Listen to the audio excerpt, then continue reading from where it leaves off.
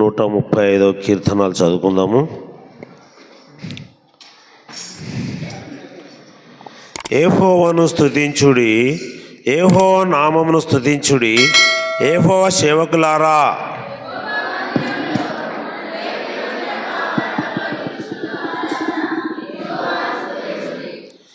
యెహోవా దయాళుడు, యెహోవాను స్తుతించుడి, ఆయన నామమును కీర్తించండి, అది మనోహరం.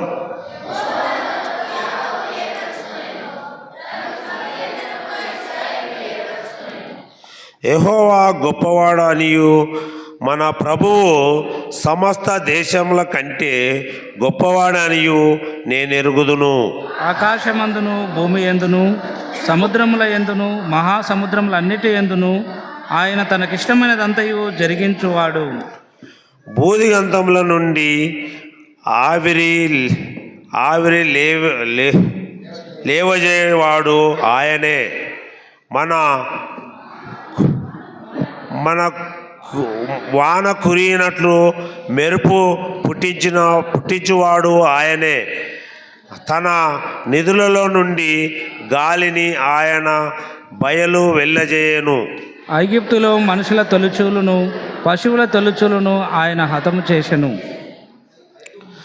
ఐగుప్తి నీ మధ్యను ఫరో ఎదుటను అతని ఉద్యోగస్తుల ఎదుటను ఆయననే సూచక క్రియలను సమస్త మహత్కార్యములను జరిగించను. అనేకులైన అన్యజనులను బలిష్ఠులైన రాజులను ఆయన హతం చేసినవాడు. ఆమోరియల రాజైన ఒగాగును హతము చేసెను. కానాను రాజ్యములన్నిటినీ పాడు చేసెను. ఆయన వారి దేశమును స్వాస్థ్యముగాను ఇశ్రాయేలీలైన తన ప్రజలకు స్వాస్థ్యముగాను అప్పగించెను. యెహోవా నీ నామము నిత్యము నిలుచును. యెహోవా నీ కృపకార్యములైన నామము తరతరములుండును. యెహోవా తన ప్రజలకు న్యాయం తీర్చును, తన సేవకులను బట్టి ఆయన సంతాపము నొందును.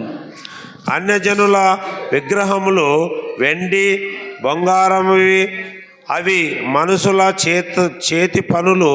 వాటికి నోరుండియు పలకవు, కన్నులుండియు చూడవు. వాటి నోళ్ళలో ఊపిరి లేచమై లేదు. వాటిని చేయవారును వాటి యందు నమ్మకముంచుము. వారందరూ వాటితో సమానులుగా అగుదురు. ఇశ్రాయేలు వంశీయులారా యెహోవాను సన్నతించుడి, అహరోను వంశీయులారా యెహోవాను సన్నతించుడి. లేవియ వంశములారా యెహోవాను సన్నతించుడి, యెహోవా యందు భయభక్తు గలవారులారా యెహోవాను స్తుతించుడి.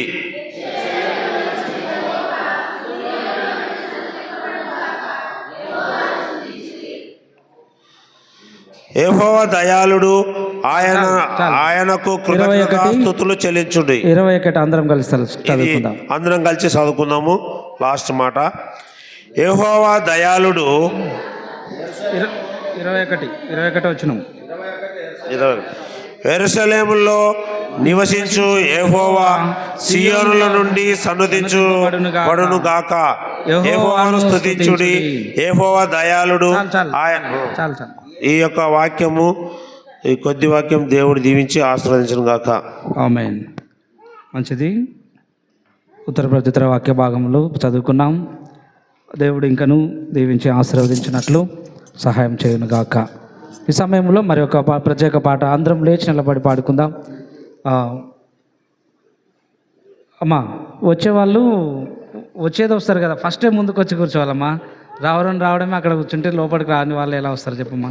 గేట్ దగ్గర ఉన్న వాళ్ళు, డోర్ దగ్గర ఉన్న వాళ్ళు, ఇదంతా ఈ లైన్ ఇంకో లైన్ పోతుంది అనమాట. మీరు రావాలి, వెనుక నుంచి వచ్చి ఇక్కడ ఫిలప్ చేయాలన్నమాట. చేపలు లేవు కానీ సంఘ పెద్దలు మరి చేపలు తెప్పియాలి. ఇంకా చేపలు లేనందుకు మరి ఇబ్బంది పడుతున్నారు.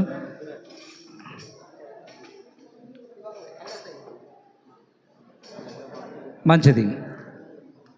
స్త్రీలకు ఒక పాట ఇద్దాం, ప్రత్యేక పాట. ముందుకు వచ్చి పాడి వినిపించండి అమ్మా. స్త్రీలు ఒక పాట పాడి దేవుని ఆరాధిస్తారు. స్త్రీలు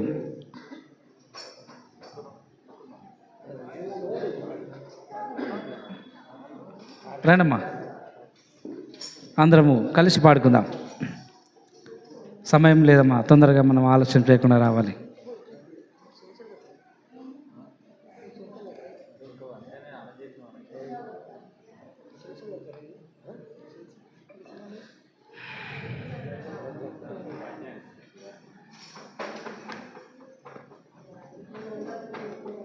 హలో హలో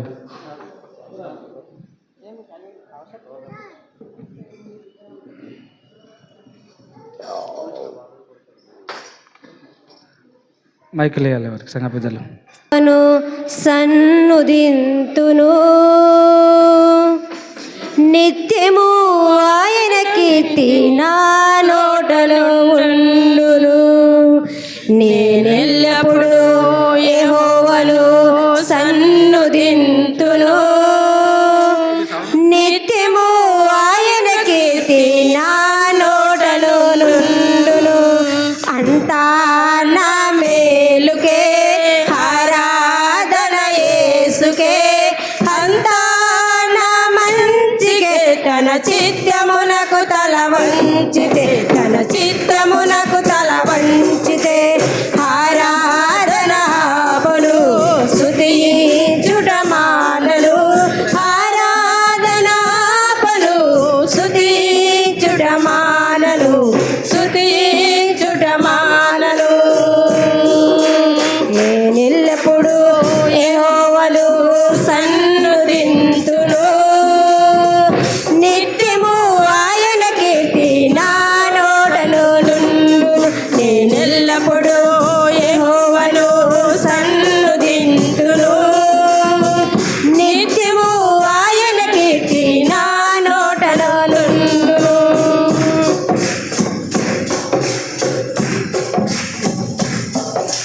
కన్నీలే ప్రాణములైనా, కఠిన దుఃఖ బాధలైనా, స్థితిగతులే మారినా, అవకాశం చేజారినా.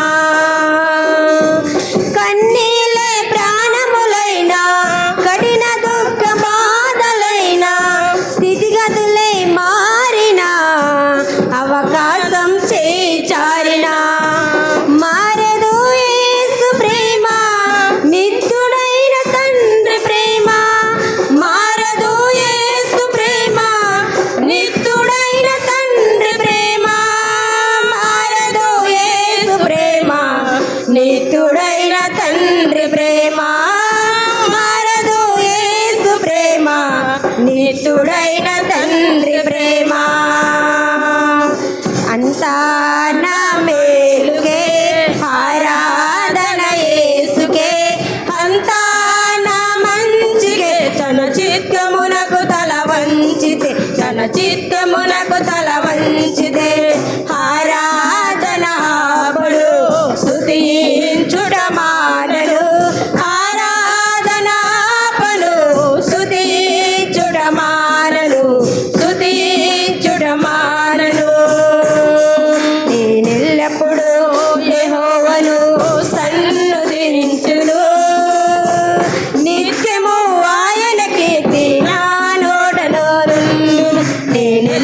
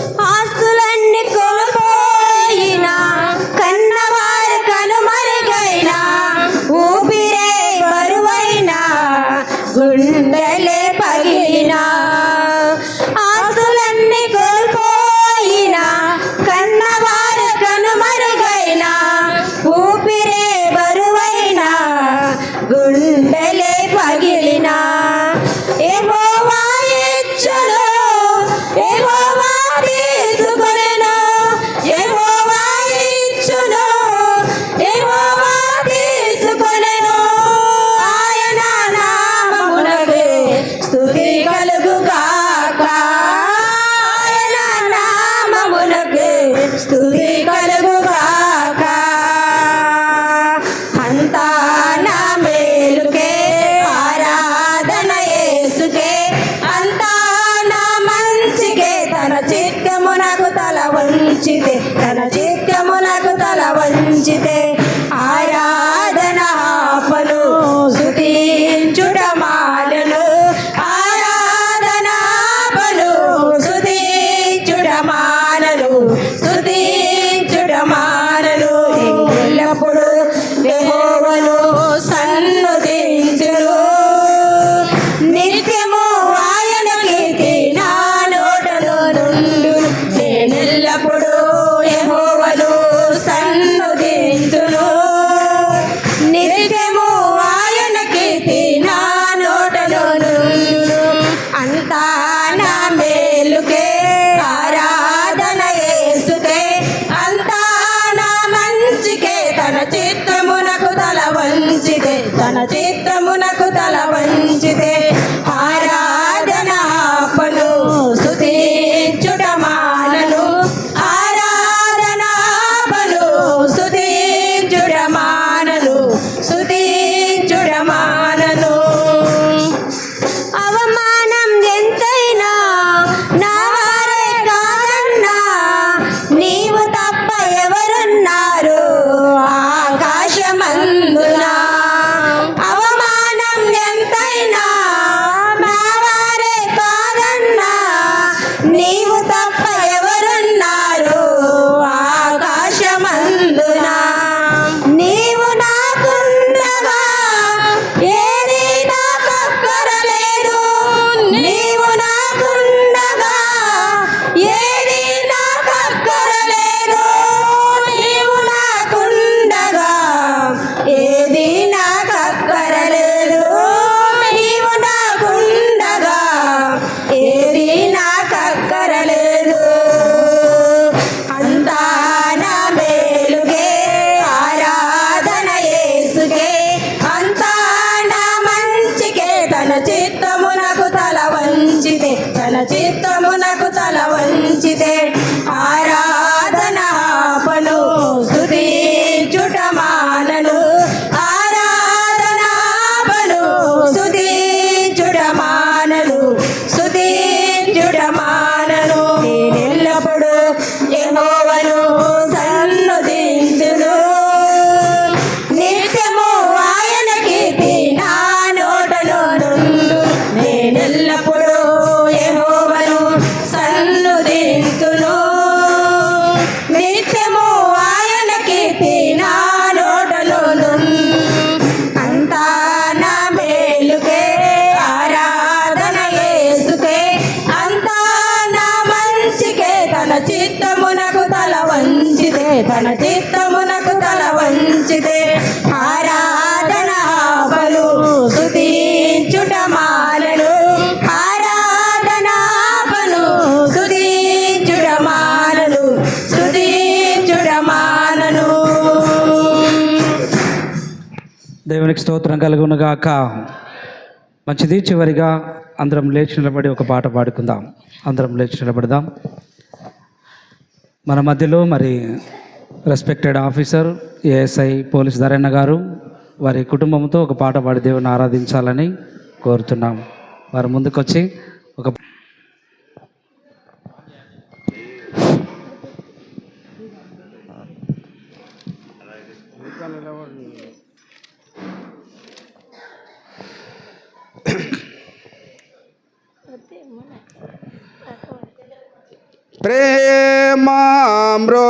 ప్రేమామృతధారల్లో చెందిన మన యేసుకు సమమెవరు?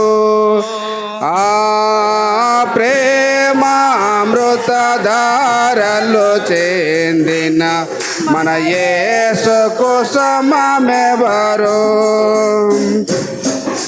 ప్రేమే తానై నిలచే ప్రేమోక్తులనే బలికే, ప్రేమే తానై నిలచే ప్రేమోక్తులనే బలికే. ప్రేమతో ప్రాణము పెట్టి ప్రేమతో ప్రాణము పెట్టి ప్రేమ నగరికి జనే ప్రేమామృతధారలు చెందిన మన యేసుకు సమమెవరు నిశ్చలమైన ప్రేమ జీవికి ఇలలో తావేది నిశ్చలమైన ప్రేమ జీవికి ఇలలో తావేది ప్రేమ ద్రోహులే గాని ప్రియమున చేరరువాని ప్రేమ ద్రోహులే గాని ప్రియమున చేరరువాని చేరిన చెలి కాడగురా చేరిన చెలి కాడగురా సమయమిదే పరుగిడరా ప్రేమామృతధారలు చెందిన మన యేసుకు సమమెవరు ఎంత ఘోర పాపాత్ములనైనా ప్రేమించునురారా ఎంత ఘోర పాపాత్ములనైనా ప్రేమించునురారా పాప భారముతోరారా పాదములపై బడరా పాప భారముతోరారా పాదములపై బడరా పాపుల రక్షకుడేసు పాపుల రక్షకుడేసు తప్పక నిన్ను రక్షించును ప్రేమామృతధారలు చెందిన మన యేసుకు సమమెవరు ఎంత గొప్ప రక్షణను నిర్లక్ష్యము చేసేదవేళ ఎంత గొప్ప రక్షణను నిర్లక్ష్యము చేసేదవేళ రక్షణ దినమిది ఏరా తక్షణమే కనుగొనరా రక్షణ దినమిది ఏరా తక్షణమే కనుగొనరా ఇది దేవుని వరము ఇది దేవుని వరము ముదమారగజే కొనుమో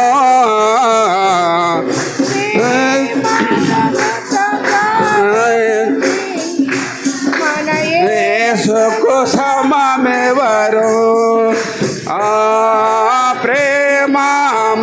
ప్రేమామృతధారలు చెందిన మన యేసుకు సమమెవరు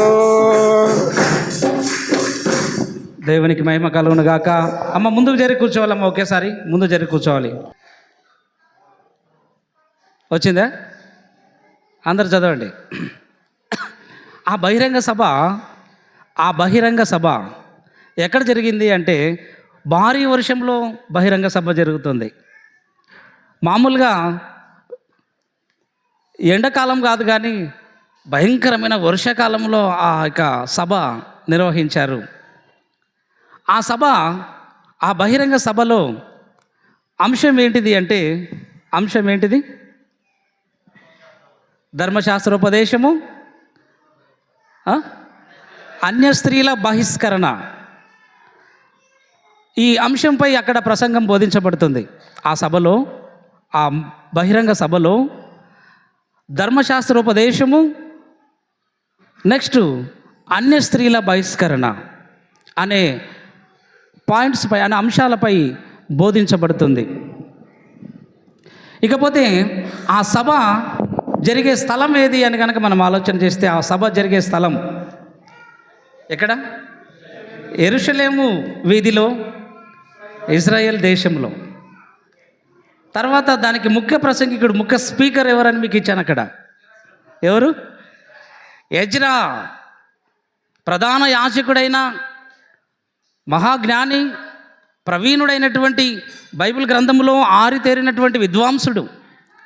అటువంటి మహాజ్ఞాని, ప్రవీణుడైనటువంటి ఎజ్రా శాస్త్రి ప్రసంగికులు, ముఖ్య ప్రసంగికులు, స్పీకర్ ఎజ్రా ప్రసంగికులు గారు ఆ మహాసభలో బోధిస్తున్నారు. ఇకపోతే ఎక్కడి నుంచి వస్తున్నాడు ఈ దైవజనులు బోధించటానికి అని కనుక మనం ఆలోచన చేస్తే, ఎక్కడి నుంచి వస్తున్నాడు అని కనుక మనం ఆలోచన చేస్తే, మన రేడియో ప్రసంగికులు ఇమానియల్ గారిని ఎక్కడి నుంచి పిలిచాం? నంద్యాల నుంచి వచ్చాడు. ఎక్కడికి? బుజ్జవారం స్థలం ఎంబి ఒలివా చర్చి కాంపౌండ్. అలాగే ముఖ్య ప్రసంగికుడైనటువంటి ఎజ్రా శాస్త్రి గారిని ఎక్కడి నుంచి పిలిచారు? ఆ యొక్క యెరూషలేం వీధుల్లోకి. ఇప్పుడు మన ముఖ్య ప్రసంగికుడు ఇమానియల్ సార్ రావడానికి ఇక్కడికి ఎంత దూరం? ఇంచుమించు ఒక 100 కిలోమీటర్లు అనుకుందాం. అయితే 100 కిలోమీటర్లు బహుశా. ఈ ప్రసంగికుడు ఎక్కడి నుంచి వచ్చాడంటే బబులోను దేశం నుంచి వస్తున్నాడు. బబులోను సామ్రాజ్యం నుంచి వస్తున్నాడు. పారసికుల మాదీయ సామ్రాజ్యంలో నుంచి సుమారు 1500 కిలోమీటర్లు. మన ప్రసంగికుడేమో 100 కిలోమీటర్ల దూరంలో నుంచి వచ్చాడు. ఇక హైదరాబాద్ నుంచి మరి ఏసన్న సార్ వస్తే మాత్రం అది కూడా ఒక 200 కిలోమీటర్లు కదా. హైదరాబాద్ నుంచి వస్తే 200 కిలోమీటర్లు. ఏసన్న సార్ రావాలంటే 200 కిలోమీటర్లు, ఇమానియల్ సార్ రావాలంటే 100 కిలోమీటర్లు, కిరణ్ పాల్ సార్ రావాలంటే వీకే తెలుసా 400 కిలోమీటర్లు అనుకుందాం. 400 కిలోమీటర్ల నుంచి కిరణ్ పాల్ సార్ రావాలి. 10 గంటల జర్నీ అన్నాడు కదా. బహుశా 10 గంటల జర్నీ నుంచి ఆయన రావాలి. వీళ్ళందరినీ మనం ఎందుకు పిలుస్తున్నాం? ఎందుకు పిలవాలి? మన పితరులు, మన పూర్వీకులు నేర్పించారు ఆ అలవాటు, ఆ పద్ధతిని, ఆ క్రమాన్ని. గొప్ప దైవజనులను మనం ఆహ్వానించాలి, వారి ద్వారా మనము ప్రసంగం వినాలి కదా. నేను చాలాసార్లు కూడా మీకు చెప్పాను, ఒకసారి మీతో పంచుకున్నాను కదా. గొప్ప ప్రసంగికుల ద్వారా, దైవజనుల ద్వారా మన యొక్క మందిర ప్రతిష్ట పండుగలు జరిపించబడాలి అని నేను ఇంతకుముందు సంఘ పెద్దలతో కూడా నేను చాలాసార్లు మాట్లాడాను. కాబట్టి ఆ క్రమం ప్రకారముగా యెరూషలేము వీధుల్లోకి ఎజ్రా శాస్త్రిని వాళ్ళు కోరుకున్నారు. దేవుడు పంపిస్తున్నాడు. దేవుడే ఎజ్రా శాస్త్రిని ముఖ్య ప్రసంగికునిగా, స్పీకర్గా నువ్వు యెరూషలేం పట్టణానికి వెళ్ళాలి, అక్కడ ఒక మీటింగ్ నువ్వు ఏర్పాటు చేయాలి, ఒక సభను నువ్వు ఏర్పాటు చేయాలి. ఆ సభలో నీవు 2 ప్రసంగాలు మాట్లాడాలి. ఒకటి ధర్మశాస్త్ర ఉపదేశం, రెండోది అన్య స్త్రీల బహిష్కరణ అనే అంశములపై నువ్వు ప్రసంగించాలి ఎజ్రా అని దేవుడు దర్శనమిచ్చాడు ఎజ్రా శాస్త్రికి. ఈ ఎజ్రా సుమారు 1500 కిలోమీటర్ల దూరం నుంచి వచ్చాడు. 1000 మైళ్ళు 1500 కిలోమీటర్ల దూరం నుంచి వచ్చాడు. కిరణ్ పాల్ సార్ రావడానికి 10 గంటల జర్నీ. ఇమానియల్ సార్ రావడానికి ఎన్ని గంటలు? 2 గంటలు కదా, 2 గంటలు. ఏసన్న సార్ రావడానికి ఎన్ని గంటలు? కార్లు అయితే 3 గంటలు, అంతే కదా. 3 గంటల్లో ఇక్కడికి వస్తాం. అంటే 3 గంటలంటే ఒక రోజా కాదు కదా. 3 గంటలంటే ఒక రోజు కాదు. ఒకవేళ ఒక రోజు పట్టాలంటే 24 గంటల జర్నీ కావాలి. కిరణ్ పాల్ సార్ కూడా ఒక రోజు జర్నీ చేయడు, 10 గంటలే. ఒక రోజు జర్నీ అంటే ఇంకా 24 గంటలు ఉంది. అంటే 10 గంటల జర్నీ, ఇంకా ఎన్ని గంటలు మిగిలింది? ఇంకా 14 గంటలు ఉంది. అయితే ఈ ఎజ్రా శాస్త్రి రావడానికి, ముఖ్య స్పీకర్గా యెరూషలేం పట్టణానికి రావడానికి ఎన్ని రోజులు పట్టింది అంటే, ఎన్ని నెలలు పట్టింది అంటే, ఒక నెల కాదు. ఎన్ని నెలలు? ఇంతకుముందు చెప్పాను చూడండి, మీకు గుర్తుంటే చెప్పండి. 6 నెలలు అంటున్నాడు కదా, ఇంచుమించు 4 నెలల సుదీర్ఘ ప్రయాణం ఎజ్రా శాస్త్రి. 4 నెలల నుంచి ఒక ప్రసంగికుడు వస్తున్నాడంటే మీరు చూడండి, ఇంకా 4 నెలలు అయింది ఆయన బయలుదేరి అక్కడ నుంచి.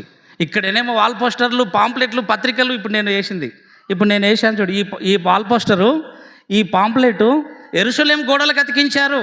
ముఖ్య ప్రసంగికుడు ఎజ్రా శాస్త్రి రాబోతున్నాడు. ఇశ్రాయేలీలారా, మీరందరూ యూదులారా, యెరూషలేం వీధుల్లో ఉన్నటువంటి ఈ యొక్క బహిరంగ సభకు మీరందరూ రావాలి అని పాంప్లెట్లు, పోస్టర్లు అతికించుకున్నారు ఆ రోజు ఇజ్రాయెల్ దేశంలో.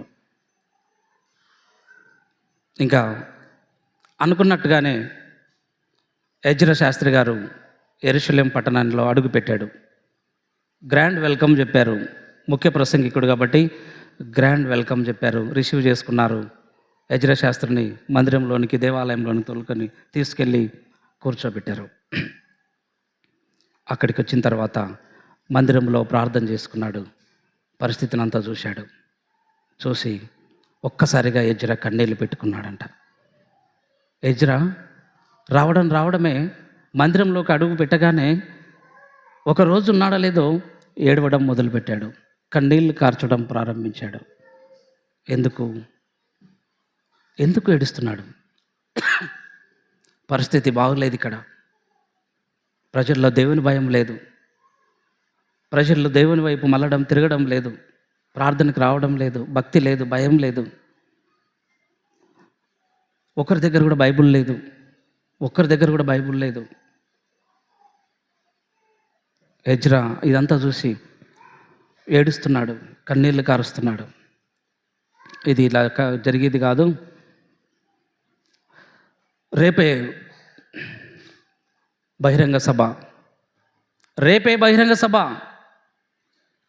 రాత్రే చాటింపు జరిగించాలి. రాత్రే ప్రకటన చేయండి. యూదా పెద్దలారా, యూదా అధికారులారా, రాత్రి అంతా ప్రచారం చేయండి, పబ్లిసిటీ చేయండి. రేపు బహిరంగ సభ, గొప్ప బహిరంగ సభ. ఆ సభ యెరూషలేం మందిర ఆవరణంలో ప్రారంభించబడుతుంది అని ఎజ్రా ప్రకటించాడు. ఇక నేను ఆ పాంప్లెట్లో, ఆ పోస్టర్లో ఇంకొకటి ఇచ్చాను. ఏమని ఇచ్చానంటే, అందరూ రావాలి ఈ సభలకి, ఎవరైనా రాలేదో, ఎవరైతే రాకపోతారో మామూలేలే, ఇటువంటి మీటింగ్లు మామూలే జరుగుతూ ఉంటాయి, ఈ పాస్టర్లకేం పని లేదు, ఈ పాస్టర్లకేమీ పొద్దుపోదు, చెప్తూనే ఉంటారు మన పని మనదే అని ఎవరైనా రాకుండా ఇంటి దగ్గర ఉంటారో, ఎవరైనా ఈ సభకు రాకపోతారో, రాని వారి, అక్కడ ఇచ్చాను చూడండి, రాని వారి ఆస్తి జప్తు చేయబడును, రాని వారి ఆస్తి జప్తు చేయబడును. ఇటువంటి పాంప్లెట్ ఎప్పుడన్నా విన్నారో లేదో? మనం ఎప్పుడు కూడా మన ఈ జనరేషన్లో ఎప్పుడు కూడా ఆ పాంప్లెట్ మనం చూడలేదు. క్రీస్తు పూర్వం 457వ సంవత్సరంలో ఈ బహిరంగ సభ జరిగింది యెరూషలేం మందిరం ముందు. 457వ సంవత్సరంలో ఎజ్రా యెరూషలేము పట్టణానికి అడుగుపెట్టాడు బబులోను దేశము నుంచి. నేను ఇదంతా ఎందుకు చెప్తున్నానంటే, మీరు వినండి. ఇప్పుడు బైబిల్లోకి పోదాం, ఇప్పుడు బైబిల్లోకి వెళ్దాం. ఇది ఇంట్రడక్షనే, మీకు ఇదంతా చెప్తున్నాను, ఇంట్రడక్షనే. ఇప్పుడు యెరూషలేము దేవాలయము కట్టబడింది, ప్రతిష్ట జరిగింది. ఎప్పుడు జరిగింది? యెరూషలేము మందిరంలో ప్రతిష్ట, మందిరం కట్టబడింది, మందిరము ప్రతిష్ట కూడా అయిపోయింది. క్రీస్తు పూర్వం 516లో ప్రతిష్ట పూర్తి అయింది. ఎవరి చేతుల మీదుగా? హగ్గై, చెప్పండి, జకర్యా ఆధ్వర్యంలో, హగ్గై జకర్యా ఆధ్వర్యములలో ప్రతిష్ట పండుగలు జరిగాయి. నేను సమయస్ఫూర్తితో సమయానుకూలంగా సందర్భయోచితంగా సందర్భానుసారముగా ఒక టాపిక్ని మీ ముందుకు తీసుకొస్తారు. మీరు బాగా అబ్జర్వ్ చేయాలి. మన దగ్గర ఏదైతే జరుగుతుందో దాన్ని బైబిల్లో దేవుడు రాయించాడు. ఒక మాట బైబిల్లో వ్రాయబడింది. ఇప్పుడు జరిగినది ఒక మాట చదువుదాం. ఆ మాట ప్రసంగి గ్రంథంలోనికి రండి. అది ఇప్పుడు నేను ప్రిపేర్ కాలేదు, కానీ దేవుడు నాకు తలంపించాడు అక్కడికి వెళ్ళాలని. మనం చదువుదాం ఆ మాట. ఎంత బాగుంటుందంటే, రండి ప్రసంగి గ్రంథం తీయండి అందరు కూడా.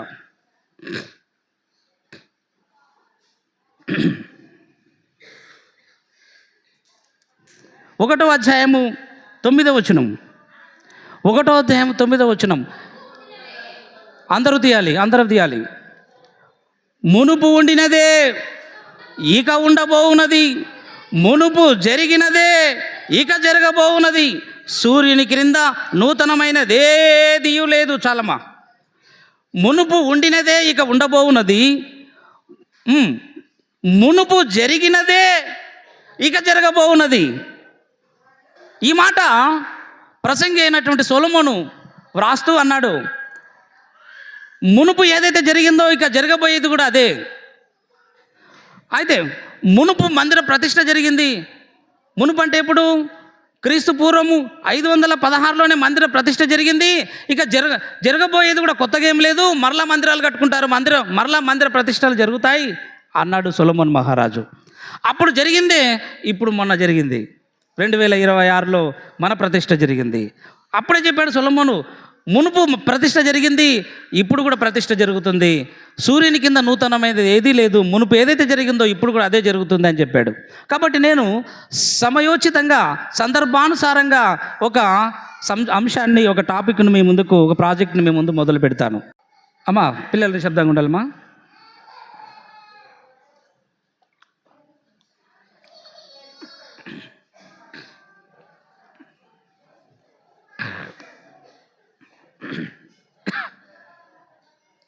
పిల్లలు నిశ్శబ్దంగా పెట్టుకోవాలమ్మా. మందిరం ప్రతిష్ఠ జరిగింది, కానీ దేవుని వాక్యం లేకుండా పోయిందంట. మందిరం ప్రతిష్ఠ అయితే చేశారు, లక్షలు కోట్లు ఖర్చు పెట్టి, వేల మనముల వెండితో, లక్షల మనముల బంగారుతో ప్రతిష్ఠ జరపబడింది. ఎజ్రా, హగ్గై, జకర్యా ప్రవక్తల ఆధ్వర్యంలో. జెరుబ్బాబెలు, యెహోషువల చేతుల మీద నిర్మించబడినటువంటి మందిరం హగ్గై, జకర్యాల ఆధ్వర్యంలో ప్రతిష్ఠ జరిగింది. జరిగిన తర్వాత ఆ మందిరంలో దేవుని వాక్యం లేకుండా పోయిందంట. పరిశుద్ధ గ్రంథానికి తుప్పు పట్టిపోయిందంట, చెదలు పట్టిపోయాయి పరిశుద్ధ గ్రంథాలు. ఇది చూసినటువంటి దేవాది దేవుడు బైబిల్ గ్రంథంలో ఉన్నటువంటి అర్థాన్ని మర్చిపోయి, వాక్యం లేకుండా వీళ్ళంతా పండుగల మీద మునిగిపోయారు, వాక్యం లేకుండా చేశారు. ఎజ్రా, నువ్వు వెళ్ళాలి, నీవు ఇశ్రాయేల్ దేశానికి వెళ్ళాలి. నా మందిరములో దేవుని వాక్యం లేదు, నా మందిరములో ధర్మశాస్త్రము లేదు. నువ్వు మొట్టమొదటిగా వెళ్ళి ధర్మశాస్త్రాన్ని ఉపదేశించాలి. తర్వాత నెక్స్ట్ ఇంకొక అంశాన్ని కూడా నీకు చెప్తాను, నువ్వు అక్కడికి వెళ్ళాలని ఎజ్రాను పంపించాడు. ఇప్పుడు దాన్ని మనం చదువుకొనిచున్నాం. రండి ఎజ్రా గ్రంథం.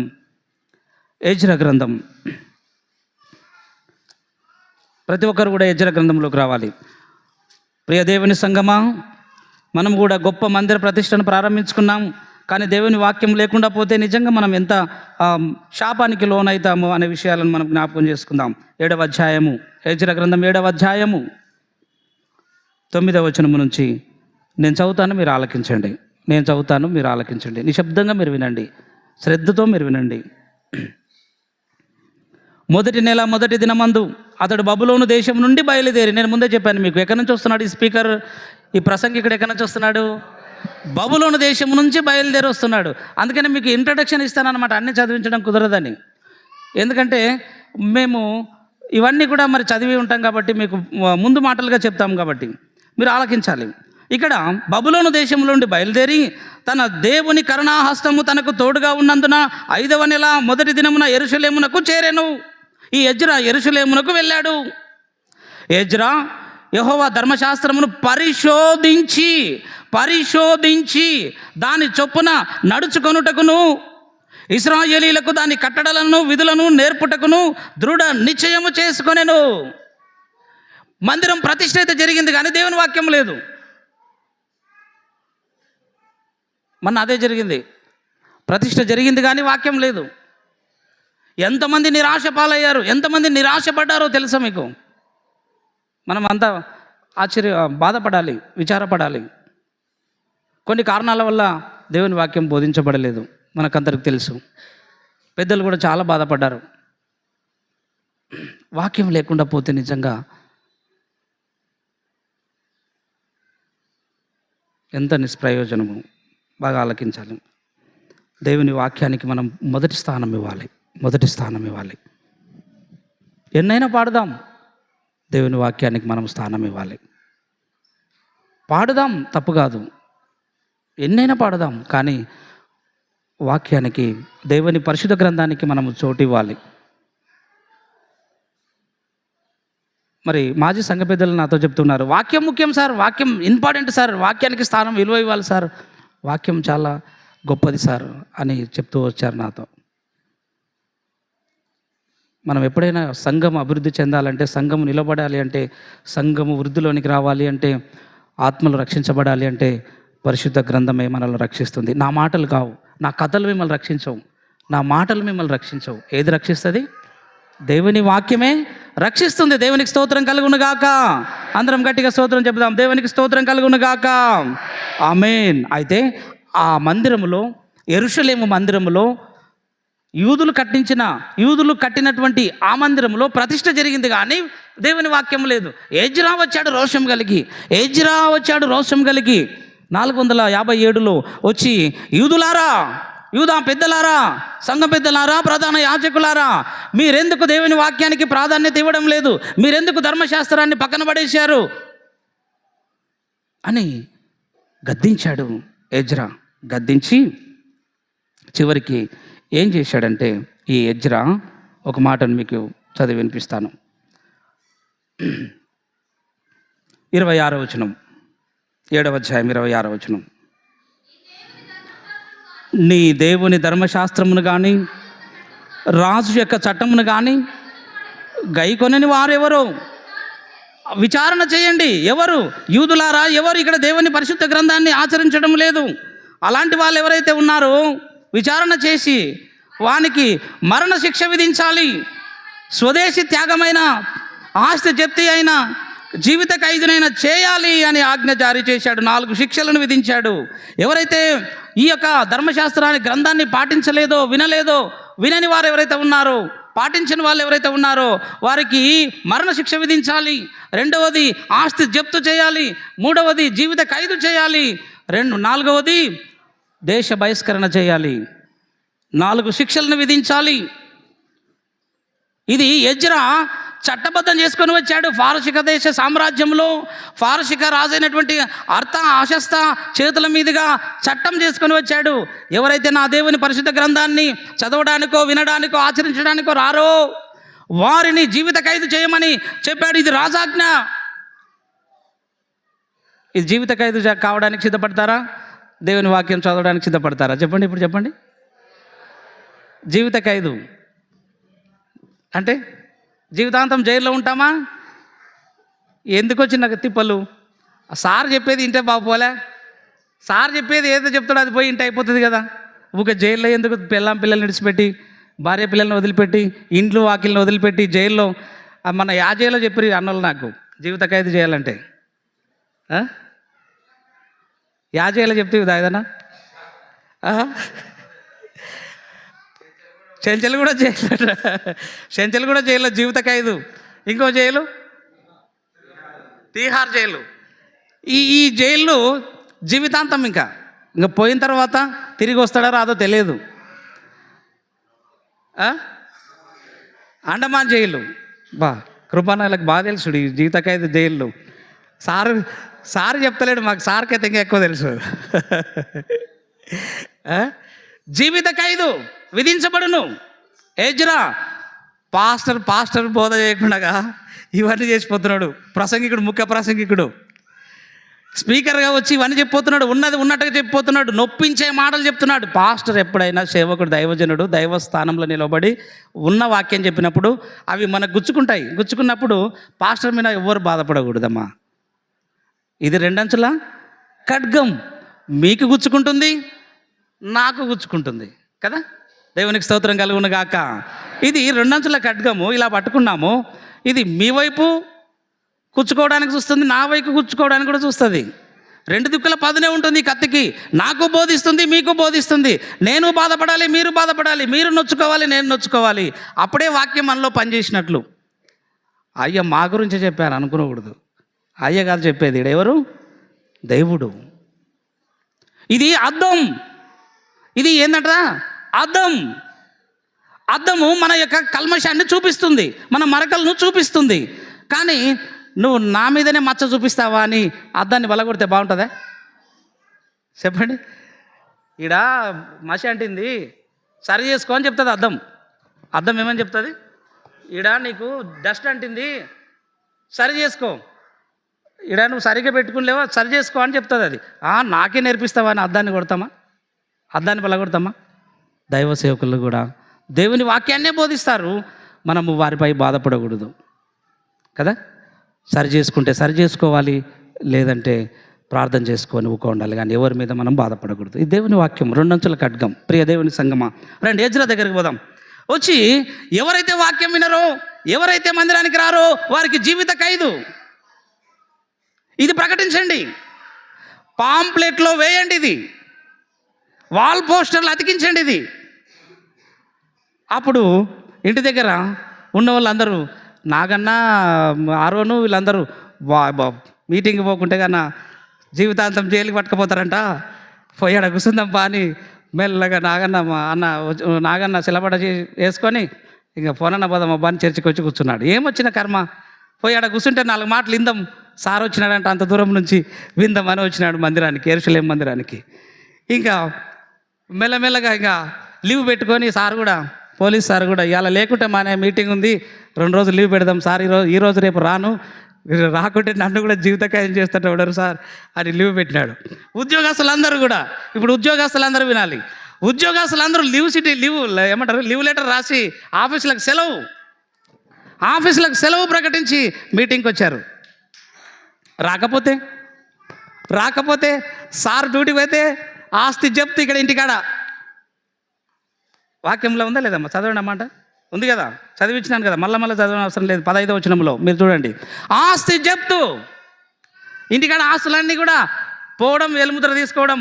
ఎవరికి ఆస్తి? మందిరానికి. ఎవరికి ఆస్తి? దేవునికి. ఆ పత్రిక అందుకే వాల్ పోస్టర్, రేపు ఈ వీడియో రాత్రికి వస్తుంది చూడండి. ఎంత గొప్ప అద్భుతమైనటువంటి ఈ ప్రసంగాన్ని మీరు వినండి ఒకసారి. ఈ శిక్షలన్నీ కూడా విధించబడతాయి. 10వ అధ్యాయం 1వ వచనం ఇప్పుడు రండి త్వరగా. ఎజ్రా ఏడ్చుచు దేవుని మందిరము ఎదుట సాష్టాంగ పడుచు పాపమును ఒప్పుకొని ప్రార్థన చేశాను. ఈ ఎజ్రాకి ఏమైంది ఏడ్చడానికి? ఒక ముఖ్య ప్రసంగికుడు, స్పీకర్ ఏడుస్తున్నాడు. స్పీకర్, ఎందుకు ఏడుస్తున్నావు ఎజ్రా? నిన్నెవరైనా ఏమని అన్నారా? కన్నీళ్లు కారుస్తున్నావు ఎందుకు? కన్నీళ్ళు ఆగడం లేదు, కళ్ళంతా తడిసిపోయాయి. ఆయన కన్నీటికి కారణం ఏంటిదంటే, పాపము ఒప్పుకొని ప్రార్థన చేసెను. ఇశ్రాయేలీయులలో పురుషులు స్త్రీలు చిన్నవారు మిక్కిలి గొప్ప సమూహముగా అతని యొద్దకు కూడి వచ్చి బహుగా ఏడవగా. ఎవరెవరు వచ్చారు ఈ మీటింగ్కి? దేవుని మందిరానికి. ఇది దేవుని మందిరమా ఏంటిది ఒకసారి చూడండి. 1వ వచనంలో చూడు రాజన్న, 1వ వచనంలో ఇదంతా ఎక్కడ జరుగుతుంది?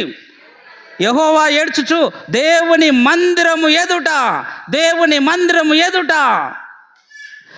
యెరూషలేము మందిరం ఎదుట, ఈరోజు మన మందిరం ఎదుట ఎంతమంది మీ దేవుని సన్నిధిలో మనము కనపడుతున్నాం? ఎంతమంది మీ దేవుని మందిరానికి వస్తున్నాం? ఆరాధించడానికి, ప్రార్థించడానికి, విజ్ఞాపన చేయడానికి ఎంతమంది వస్తున్నాం? ఆ రోజు రాలేదు వాళ్ళు కనుకనే ఎజ్రా ఏడుస్తున్నాడు, ఎజ్రా కన్నీళ్లు కారుస్తున్నాడు. అతని కన్నీటిని చూసి పశ్చాత్తపడిన వాళ్ళందరూ వచ్చి ఎజ్రాతో కలిసి మోకరించి వాళ్ళు కూడా ఏడవడం ప్రారంభించారు. ఎజ్రా గారు, మేము తప్పు చేశాం కదా, మేము పాపం చేశాం కదా, మేము దేవుణ్ణి త్రోసివేశాం కదా. అవును, మీరు యెహోవాకు ద్రోహం చేశారు, మేమేం చేయాలి? మోకాళ్ళు ప్రార్థించు నాతో పాటు. ఎజ్రా ఏడుస్తున్నాడు, పురుషులు ఏడుస్తున్నారు ఒకవైపు, స్త్రీలు వచ్చారు, స్త్రీలు కూడా ఏడుస్తున్నారు ఒకవైపు, పిల్లలు వచ్చారు, పిల్లలు కూడా ఏడుస్తున్నారు ఒకవైపు.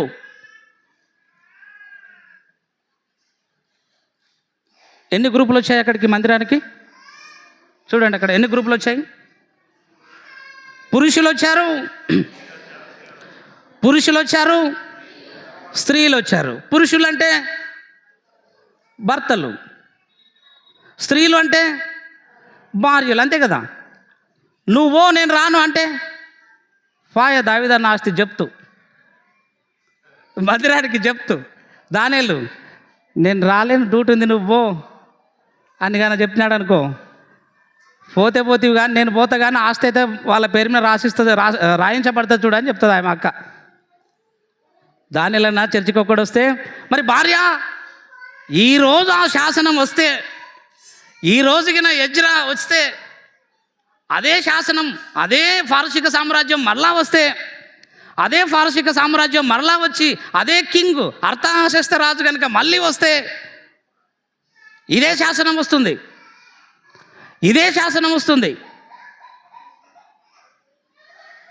చూడండి నా ప్రియమైన వాళ్ళారా, ఆ శాసనం రాకూడదనే, అలాంటి శాసనాలు మళ్ళీ రాకూడదనే ప్రభువైన యేసుక్రీస్తు వారు ఈ లోకానికి వచ్చి నీ కొరకు నా కొరకు మరణించి చక్రవర్తిగా నిలబడ్డాడు. ఒకసారి గట్టిగా చప్పట్లు కూడా దేవుని ఆరాధన చేద్దాం.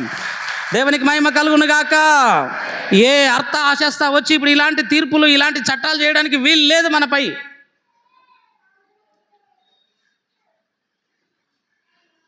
ఎందుకంటే ప్రభువు నీ కొరకు నా కొరకు మరణించాడు. బ్రతికిపోయాం. లేకపోతే ఎజ్రా ఎంట్రీ అయ్యేవాడు, ఎజ్రా లాంటి ఇంకొక దైవజనుడు ఎంట్రీ అయ్యేవాడు. వచ్చి ఎవరైతే రారో వారి ఆస్తి జప్తు, ఎవరైతే రారో వారికి జీవిత ఖైదు, ఎవరైతే రారో వారికి మరణ శిక్ష, ఎవరైతే దేవుని వాక్యం వినరో వారికి ఆస్తి జప్తు చేయబడుతుంది అని ప్రకటించే వాళ్ళు బాగా గమనించండి ప్రియులారా. పురుషులు వచ్చారు, స్త్రీలు వచ్చారు. మీరు కూడా, మనం కూడా రావాలి. పురుషులు రావాలి, స్త్రీలు రావాలి. పురుషులు రావాలి, స్త్రీలు రావాలి. ఇప్పుడు కొత్త సంఘ పెద్దలు అందరూ ఎక్కినారు కదా, నాకు చాలా సంతోషం. వాళ్ళు కూడా 20 మంది సంఘ పెద్దలు వస్తే 20 మంది స్త్రీలు రావాలి. వాళ్ళు 20 మంది, వీళ్ళు 20 మంది రావాలి. 20 మంది స్త్రీల సంఘ పెద్దలు ఉన్నారు కదా అమ్మా, 20 మంది పురుషులు రావాలి. పురుషులు అంటే భర్తలు. ఇక్కడ వచ్చినారా లేదా? వాక్యంలో ఉంటే రాండి, లేకుంటే రాకండి. ఇక్కడ చదువుదాం, మళ్ళీ ఒకసారి చదువమాట. మొదటి వచనం. ఎజ్రా ఏడ్చుచు దేవుని మందిరం ఎదుట సాష్టాంగపడుచు పాపము ఒప్పుకొని ప్రార్థన చేసెను. ఇశ్రాయేలీలలో పురుషులు స్త్రీలు, చిన్నవారు అంటే పిల్లలు, చిన్నవారంటే మీ పిల్లలతో రావాలి. 20 మంది పురుషుల సంఘ పెద్దలు, 20 మంది వారి యొక్క ఇంట్లో స్త్రీలు, వారి యొక్క భార్యలు, పిల్లలు, వాళ్ళు 20 మంది, ఎంతమంది? 40 మంది. వారికి కనీసం ఒక సంఘ పెద్ద ఇంట్లో 2 పిల్లలన్నా ఉంటారు కదా, మ్యాక్సిమం 2 పిల్లలన్నా ఉంటారు. వాళ్ళు 40, మొత్తం 20 మంది సంఘ పెద్దలు వస్తేనే ఎంతమంది అయ్యారు? 80 మంది అయ్యారు. 20 మంది సంఘ పెద్దల భార్యలు, వాళ్ళు 20, వాళ్ళ పిల్లలు 40, మొత్తం 80 మంది వీళ్ళే అవుతారు. ఇప్పుడు ఇక్కడ వద్దాం, ఇక్కడ వీళ్ళు 20 మంది స్త్రీల సంఘ పెద్దలు, వాళ్ళు కూడా వాళ్ళ భర్తలు 20 మంది, పిల్లలు 40 మంది, అంటే ఒకరికి 2 పిల్లలు వేసుకున్నాం కాబట్టి 80. వీళ్ళు 80 మంది, వీళ్ళు 80 మంది, వీళ్ళు 80 మంది, వీళ్ళు 80 మంది. ఎంతమంది అయ్యారు? గట్టిగా చెప్పాలి లెక్క. 160 మంది దేవుని మందిరానికి వస్తే అప్పుడు దేవుని ఆనందిస్తాడు. ఒకసారి చప్పట్లు కొడదాం. అబ్బాబ్బాబ్బాబ్బా, ఇది ఎజ్రా మీటింగ్. ఇది ఎజ్రా మీటింగ్ అయితే ఇలా వస్తారు, ఎజ్రా మీటింగ్ అయితే ఇలా వస్తారు. ఆ రోజు ఎజ్రా మీటింగ్కి ఇలా వెళ్ళారంట. ఎజ్రా గ్రంథం 10వ అధ్యాయంలో ఇదంతా ఉంటుంది, మొదటి వచనం నుంచి. దయచేసి మనం ఆ విధంగా రావాలి. దయచేసి మీకు అందరికి చెప్తున్నాను, అందరికీ వందనాలు చేసి చెప్తున్నామా, మీరు ఎవరు కూడా మీరు ఖాళీగా రాకండి అన్న, మీరు కూడా ఖాళీగా రాకండి. మీ కుటుంబంతో రావాలి, మీ కుటుంబంతో రావాలి. ఒక్కొక్క కుటుంబానికి దేవుడు ఒక గొప్ప ఆశీర్వాదాన్ని దాచి ఉంచాడు, కాబట్టి అది మీరు మర్చిపోకూడదు. ఎజ్రా ఏడుస్తున్నాడు, గొప్ప సమూహముగా అతని ఎదురు కూడి వచ్చి ఏడవగా, ఇదంతా వాళ్ళు ఏడుస్తున్నారు. ఎందుకు ఏడుస్తున్నారంటే 2వ వచనం నుంచి బాగా ఈ మొదటి అంశం ఏంటంటే ధర్మశాస్త్రాన్ని బోధించాడు. మొదటి అంశంలో ఇప్పుడు పాంప్లెట్లో మీకు ఇచ్చిన పాంప్లెట్లో అంశం 2 పాయింట్లు ఇచ్చాం, 2 అంశాలు. ధర్మశాస్త్రోపదేశం, ధర్మశాస్త్రాన్ని అంతా బోధించాడు. ఈ ధర్మశాస్త్రాన్ని బోధించిన తర్వాత 2వ అంశంగా ఏం చెప్పాలనుకున్నాడంటే అన్య స్త్రీలను బహిష్కరించాలి అని చెప్పాడు. ఆ అన్య స్త్రీల గురించి మీకు కొన్ని మాటలు చెప్పి నేను ముగిస్తాను. 2వ వచనం, ఏలాము కుమారులలో ఒకడకు యెహూయేలు కుమారుడైన శెకన్యా ఎజ్రాతో ఇట్లనెను, మేము దేశమందుండు అన్య జనములలోని స్త్రీలను పెళ్లి చేసుకొని మా దేవుని దృష్టికి పాపము చేసితిమి. అయితే ఈ విషయంలో ఇశ్రాయేలీలు తమ నడవడి దిద్దుకొందురాను నిరీక్షణ కద్దు. కాబట్టి ఈ పని ధర్మశాస్త్రానుసారముగా జరుగునట్లు ఏలినవాడవైన నీ యోచన బట్టి, దైవాజ్ఞకు భయపడే వారి యోచనను బట్టి ఈ భార్యలను వారికి పుట్టిన వారిని వెలివేయించదమని మన దేవునితో నిబంధన చేసుకునేదము. ఇక్కడ గమనించాలి, అక్కడ ఏం జరిగిందంటే మందిరం ప్రతిష్ఠ అయిపోయిన తర్వాత ఈ ఎజ్రా వారి ప్రవర్తనను చూసి, వారి యొక్క పాప హేయమైన క్రియలను చూచి యెరూషలేములో అడుగుపెట్టాడు. యెరూషలేములో యూదులను సరిదిద్దుతున్నాడు. ఇదంతా మందిరం తర్వాత, ప్రతిష్ఠ తర్వాత ఏం జరుగుతుందో మీకు చెప్తున్నాను. ప్రతిష్ఠ తర్వాత ఇప్పుడు కూడా మనం ప్రతిష్ఠ తర్వాత వచ్చాం. ఏమా బాగా వినాలి, ప్రతిష్ఠ తర్వాత ఇదంతా జరుగుతుంది హిస్టరీ. ఇప్పుడు ఈ ప్రవక్త వచ్చాడు ఎజ్రా, నెక్స్ట్ ఇంకొక ప్రవక్త వస్తాడు. ఆ ఒక్క ప్రవక్త వచ్చిన తర్వాత ఈ చాప్టర్ క్లోజ్ అవుతుంది. ఆ ఒక్క ప్రవక్తను వచ్చిన తర్వాత మనం మళ్ళీ కృత ప్రాజెక్ట్ని ప్రారంభించబోతున్నాం. ఈ ప్రవక్త వచ్చి 2 ఉద్దేశాలను బోధిస్తున్నాడు. మొదటిది ధర్మశాస్త్రాన్ని, బైబిల్ గ్రంథాన్ని బోధించాడు. 2వది అన్య స్త్రీలను బహిష్కరించడానికి నడుం బిగించాడు. ఈ ఇశ్రాయేలీలు ఈ యూదులు ఏం చేశారంటే ప్రతి ఒక్కరు ఈ యూదులలో సంబంధాలు చూసుకోకుండా, ఒక సామెత మీరు విన్నారు కదా అప్పుడప్పుడు, వారు పెళ్లి చేసుకొనొచ్చు, పెళ్లికి ఇచ్చుచు, అది గుడ్ వెరీ గుడ్, పెళ్లి చేసుకొనొచ్చు, పెళ్లికి ఇచ్చుచు, నారులు నాటుచు వచ్చారంట. వీళ్ళు ఎవరు? సొదమ గొమొర్రా కాలం నాటి ప్రజలు, లోతు కాలం నాటి ప్రజలు. పెళ్లి చేసుకొనొచ్చు, పెళ్లికి ఇచ్చుచు. పెళ్లి చేసుకుంటే తప్పు కాదు, పెళ్లికి ఇచ్చడం తప్పు కాదు. కానీ ఈ పెళ్ళి అనే క్రమము దేవుడు ఎవరితో చేసుకోవాలని నిర్ణయించాడంటే ఇశ్రాయేలీలలోనే చేసుకోవాలి, యూదులలోనే చేసుకోవాలి. అన్య స్త్రీలతో పెళ్లి చేసుకోకూడదు, అన్యులతో కలిసి సహవాసం చేయకూడదు అనేది దేవుడు ఒక నిబంధన విధించాడు. అయితే ఈ యూదులు ఏం చేశారంటే మందిరం ప్రతిష్ఠ తర్వాత కూడా ఈ యూదులలో పురుషులు అన్యులలో సంబంధాలు వెతకడానికి మొదలుపెట్టారంట. అన్యుల స్త్రీలను పెళ్లి చేసుకోవడానికి ప్రారంభం చేశారంట విచ్చలవిడిగా. నేను ఇప్పుడు చెప్తున్న అంశ భాగము కొంచెం బాగా సహనంతో వినాలి, ఓర్పుతో వినండి. ఎంత కష్టంగా నేను మీ మైండ్స్లోకి ఇంజెక్షన్ చేస్తున్నానో మీరు అర్థం చేసుకోవాలి. ఈ యూదుల పిల్లలనే చేసుకోవాలి, ఇశ్రాయేలీల పిల్లలనే పెళ్లి చేసుకోవాలి. ఇంకో మాటలో చెప్పాలంటే ఈ ఇశ్రాయేలీలు ఎన్ని గోత్రాలు కలిస్తే ఇశ్రాయేలీలు అవుతారు? గుడ్, వెరీ గుడ్, దేవునికి స్తోత్రం కలుగును గాక. ఎన్ని గోత్రాలు కలిస్తే ఇశ్రాయేలీలు అవుతారు? 12 గోత్రాల వాళ్ళు కలిస్తే ఇశ్రాయేలీలు. 12 గోత్రాల వాళ్ళు 12 గోత్రములలోనే పెళ్ళిళ్ళు చేసుకోవాలి. ఈ 12 గోత్రాలను దాటిపోతే అన్యజనులు, వారు దేవుని ప్రజలు కాదు, వారికి దేవుని భయం లేనివారు, సున్నతి లేనివారు, ఇశ్రాయేలీలు అనబడని వారు, యూదులు అనబడని వారు, దేవుని ప్రజలు అని పిలువబడని వారు. వారితో పెళ్లి చేసుకోకూడదు, వారితో సాంగత్యం చేయకూడదు అని దేవుడు ఒక ధర్మశాస్త్రంలో విధిని విధించాడు. అయితే మందిరం ప్రతిష్ఠ తర్వాత వీళ్ళు ఏం చేశారు అంటే, దేవుడు చూస్తాడా?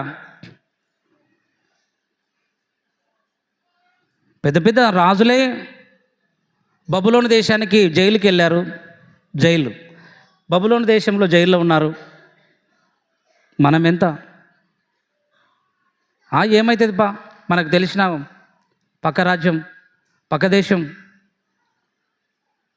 అమ్మాయి బాగుందంట, పక్క దేశం అమ్మాయి బాగుందంట, ఫిలిస్తీన్ల అమ్మాయి చాలా అందంగా ఉంది, నేను చూశాను, చేసుకుంటాను, మా అమ్మ నాన్న ఒప్పుకోకపోతే ఏమవుతుంది, నేను ఒప్పిస్తాను, పిల్లని చూద్దాం నాయన నీకంటే, లేదమ్మా నేను ఆల్రెడీ చూసొచ్చాను, మన ఇశ్రాయేల్ దేశంలో మన యూదులలో ఎవరినైనా చూసావా నాయనా అని అడిగింది అమ్మ. లేదు మమ్మీ, నేను వేరే దేశం అమ్మాయిని ఆల్రెడీ చూసొచ్చాను, మీరు ఒప్పుకుంటే పెళ్లి చేసుకొని వస్తాను అన్నాడు. Good, very good. దేవునికి స్తోత్రం కలుగును గాక. చప్పట్లు కొడదాం గట్టిగా. ఇలా చెప్పాలి.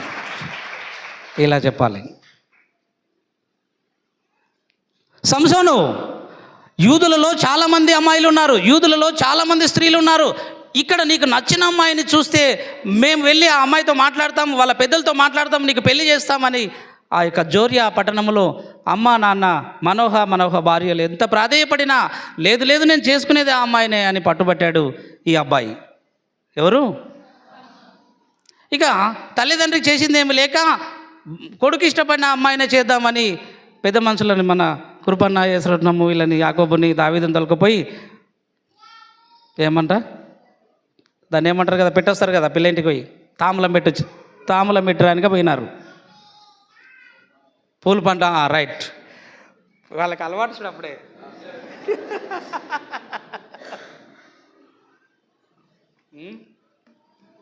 బాగా అలవాటు పెద్ద మనుషులకి, దయదనా పూల పండ్లు పెట్టి అలవాటు. ఖాయమైనాక ఇంకా మరి ఇంకా పూల పండ్లు పెట్టి రావాల్సిందే కదా. ఇక మళ్ళా మరుసటి రోజు వాళ్ళు ఇల్లు చూడనీకి వచ్చినారనమాట. ఎవరు ఇల్లు చూడనీకే? సాంసోన్ ఇల్లు చూడాలి కదా. అయిపోయింది పెళ్ళి. ఆ తర్వాత ఆ పెళ్ళి 7 దినాలకే, సంవత్సరం లోపలనే పెళ్ళి విడాకుల పాలైంది. వాళ్ళ మామ మొండికేశాడు. నా బిడ్డని నీ కాపురానికి పంపియను అన్నాడు. అప్పుడు భార్య, డాడీ సంసోను మంచోడు, నేను వెళ్తానంటే, నువ్వు మా జనుల మాట వినాలి, మన దేశ సంప్రదాయాలను పాటించాలి, మన దేశం కోసమే నువ్వు బ్రతకాలి, మన జాతి కొరకే నువ్వు ఉండాలి, కానీ ఎవరో ఇశ్రాయేలీయుడు, ఎవడో యూదుడు, వాని కొరకు నువ్వు పోతావంటావు, వాడే మన దగ్గరకు వస్తాడు, ఇక్కడే ఉండమ్మా, ఏం చేస్తాడో వాడు చూద్దామని పిల్లని కాపురాన్ని పంపించకుండా ఇంట్లోనే పెట్టుకునే. ఎవరు? సంసోను అత్తమామ. పెళ్లి కూతుర్ని కాపురానికి పంపించలేదు, మరి అక్కడనే పెట్టుకున్నాడు. లాస్ట్కి ఇంకా ఈయననే బాట పట్టా. ఎక్కడ? అత్తమామ ఇంటికి. పెండ్లం రాకుంటే మానే నేనే పోయి ఆన్నే ఉందామని ఆన్నే తిష్ట వేసినాడు. ఇంకా కాపురం ఆన్నే పెట్టి, ఎక్కడ పెట్టినాడు? అక్కడనే కాపురం పెట్టే. ఎవరు? ఈ పెళ్లి కొడుకు. అక్కడనే కాపురం పెట్టిన తర్వాత అక్కడ ఆ ఫంక్షన్లో ఒక విందు చేసినారు. ఆ విందు 7 రోజుల విందు. 7వ రోజు, మొదటి రోజు ఒక విందు, ఒక పొడుపు కథ వేశాడు. ఆ పొడుపు కథ ఎవరు చెప్పలేదు. ఎవరైనా చెప్తే వారికి బహుమతి ఇస్తానని ప్రకటించాడు. ఇక ఎవరు చెప్పలేదు కదా అని చివరికి ఆ దేశపు ప్రజలు ఏం చేశారు? భార్య దగ్గరకు వచ్చి టార్చర్ పెడుతున్నారు. అమ్మా, అదేదో నీ భర్తను అడిగి మాకు చెప్తే మేము గెలుస్తాం. నువ్వు మా దేశపు స్త్రీవి, అతనిది మన దేశం కాదు, మన ఇండియా కాదు, మన దేశం వేరు, వాళ్ళ దేశం వేరు, మన రక్తం వేరు, వారి రక్తం వేరు. నువ్వు మా దేశానికి కట్టుబడి మన దేశం కోసం త్యాగం చేయాలి. అదేదో కనుక్కొని రాపు అంటే ఈమె పోయి, ఏవండి మా యొక్క సంఘం వాళ్ళకి, మా ఊరి పెద్దలకు ఒక పొడుపు కథ వేసావంట, అదేదో నాకు చెప్పరాదు అంటే, నీకు చెప్పకూడదు, అది చెప్పొద్దు, నీకేం అవసరం దాంతో, వదిలేయి, నేను చూసుకుంటానని. 1 రోజు పోయింది, 2వ రోజు పోయింది, 3వ రోజు కూడా రోజు ఇంకా ఏడుపు మొదలుపెట్టింది. నాకు చెప్పనంత రహస్యం ఉందా నీ దగ్గర? ఈ అమ్మ ఇయ్యమ్మా నాకు చెప్పనంత సీక్రెట్ ఉంది నీకు? నాకు చెప్పకూడదా? భార్య అని కాదా నేను? నన్ను పెళ్లి చేసుకుని లేవా మా దేశానికి వచ్చి? నువ్వు మా తండ్రి ఇంట్లో ఉన్నావని గుర్తుపెట్టుకోవాలి. సంసోను ఇక ఏవండి అనేది పోయింది, ఇంకా ఏవండి అనేది పోయింది, ఇంకా పేరు పెట్టి పిలుస్తుంది, ఇంకా అంతే కదా, పేరు పెట్టి పిలుస్తుంది. అన్య స్త్రీ నేను ఏ విధంగా ట్రీట్ చేస్తుందంటే, సంసోను నువ్వు మా అన్నం తింటున్నావు, మా ఉప్పు తింటున్నావు, మా నాన్న ఉప్పు తింటున్నావు, జాగ్రత్త. అదేందో నాకు చెప్పాలి. చెప్పకపోతే వాళ్ళు నన్ను చంపేస్తామంటున్నారు, చెప్పకపోతే ఫిలిస్తీన్లు నన్ను చంపేస్తామంటున్నారు. చెప్పను అన్నాడు.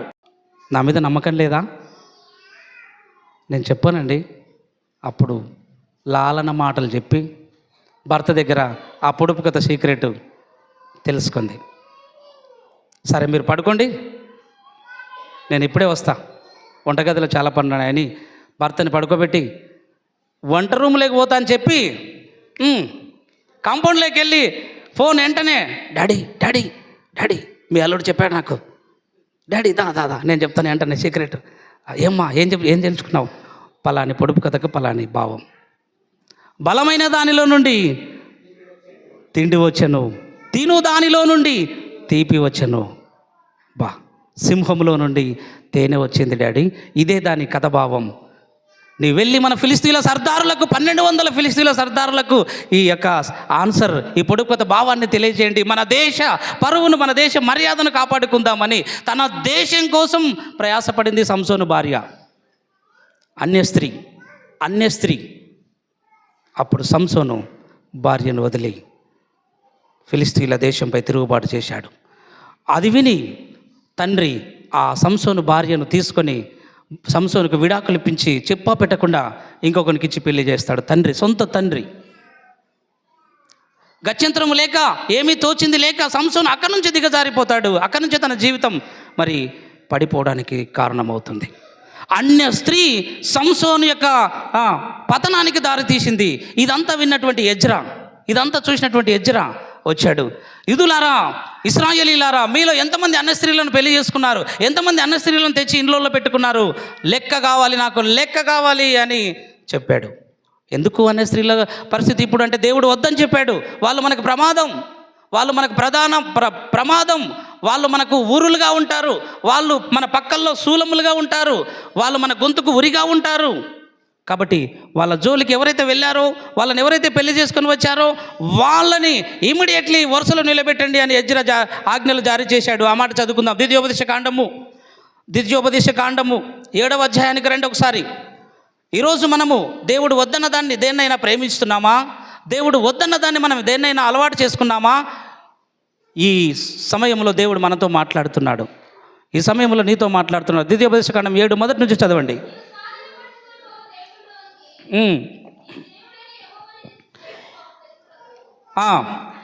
అనగా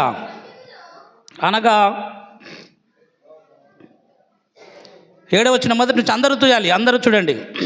నీవు స్వాధీనపరచుకుని పోవు దేశంలోనికి నీ దేవుడైన యెహోవా నిన్ను చేర్చి బహుజనములను అనగా సంఖ్యకు బలమగు నిన్ను మించిన హిత్తీయులు, గిర్గాసీయులు, అమోరీయులు, వీళ్ళంతా అన్యులు, బాగా గుర్తుపెట్టుకుని అన్యుల పేర్లు వీళ్ళు. కనానీయులు, పెరెజ్జీయులు, హివ్వీలు, యెబూసీయులు 7 జనములను నీ ఎదుట నుండి వెళ్ళగొట్టిన తర్వాత నీ దేవుడైన యెహోవా వారిని నీకు అప్పగించినప్పుడు నీవు వారిని హతము చేయవలెను, వారిని నిర్మూలం చేయవలెను, వారితో నిబంధన చేసుకొనకూడదు, వారిని కరుణింపకూడదు, నీవు వారితో మొందకూడదు, వారి కుమారులకు నీ కుమార్తెను ఇవ్వకూడదు, నీ కుమారునికి వాని కుమార్తెలను పుచ్చుకొనకూడదు, నన్ను అనుసరింపకుండా ఇతర దేవతలను పూజించినట్లు నీ కుమారుణ్ణి వారు మళ్లించుదురు. అందును బట్టి యెహోవా కోపాగ్ని నీ మీద నిలబడండి, వరుసలో వారిని అందరిని ఎంక్వైరీ చేసి వాళ్ళ పేర్లను నిలవబెట్టండి, మైకులో చదవండి వాళ్ళ పేర్లు అని ఎజ్రా ప్రకటన చేశాడు. ఆ ప్రకటనలో ఎంతమంది యాజకులు తేలారు, ఎంతమంది అధికారులు తేలారు, ఎంతమంది మరి ప్రధాన యాజకులు బయటపడ్డారు. వాళ్ళందరినీ ప్రశ్నిస్తే అప్పుడు వాళ్ళు ఏమని ఒప్పుకున్నారంటే, ఎజ్రా గారు మీరు చెప్పిన బోధ మేము విన్నాం, చేసుకున్నారు. అందుకనే దేవుడు మీ మీదకి ఉగ్రతను రప్పిస్తాడు. అందుకని మిమ్మల్ని 70 ఏళ్ళు చెరకు పంపించాడు. అందుకనే మీ దేశాన్ని నాశనం చేశాడు. ఇప్పుడు కూడా మళ్ళీ మీరు అన్య స్త్రీలతో సహవాసం పెట్టుకుంటే ఇంకా మిమ్మల్ని దేవుడు శిక్షిస్తాడు అని చెప్తూ వచ్చాడు. ఇదే తప్పు ఎవరు చేశారు అని కనుక మనం ఆలోచన చేస్తే ఉదాహరణకు చెప్తాను. సంఖ్యాకాండం 25వ అధ్యాయం 1వ వచనంలో ఒక ఆయన ఉన్నాడు. ఆయన పేరు జిమ్రీ అనే ఒక వ్యక్తి ఉన్నాడు, ఒక యవనస్తుడు, జిమ్రీ అనేట ఆయన. ఈయన అరణ్య ప్రదేశంలో అన్య స్త్రీలతో సహవాసం పెట్టుకొని అన్యుల ఆచారాలతో వీళ్ళు సాంగత్యం చేసి ఎంత నష్టపోయారంటే మనం గమనిద్దాం. ఈరోజు నీవు నేను అన్యులతో సహవాసం పెట్టుకొని అన్య స్త్రీలతో లేకపోతే దేవునికి అసహ్యమైన అన్య ఆచారాలు మనం కలిగి ఉంటే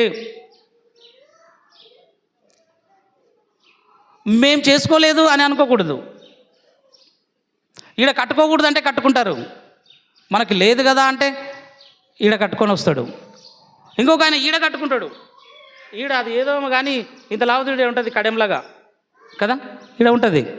ఇంకొక ఆయనకి ఈడ ఎన్నో గొంతు నిండా అవే ఉంటాయి దారాలు. ఏందన్నా ఇవి అంటే ఈ అప్పుడు కట్టుకునేటివి, ఇక ఇప్పుడు మరి మన బాప్తిసం తీసుకుంటావు కదన్నా అంటే ఏమైతే లే ఉంటే ఏమైతే మా నాయన తీయవద్దన్నాడు, ఉంటే ఏమైతాయిలే. అట్లే ఇప్పుడు కూడా అట్లే అన్యుల ఆచారాలు కాదా ఇవన్నీ? ఇది కాదా వ్యభిచారం? ఇక్కడ ఆచారమే, ఇక్కడ ఆచారమే, ఇక్కడ ఆచారమే. ఎందుకు అన్యుల ఆచారాలు? ఇంకా మనకు కొన్ని ఇళ్ళల్లో అది ఒకటి కట్టింటారు పైన ఇట్లా దంతలు కట్టింటారు అనమాట, ఒకటి కాయ. ఎందుకు ఈ ఆచారాలు? ఇంకా ఆచారాలు మన క్రైస్తవులమై ఇన్ని సంవత్సరాలు అయినా కూడా ఇంకా అన్యుల ఆచారాలే. లేదు సార్, పిలిస్తే పోతావా? పిలిచారు, పోయినాం సార్, తప్పేముంది? వాళ్ళు పిలిస్తే వస్తారు అంటాడు. మళ్ళీ బాప్తిసం తీసుకుంటారా?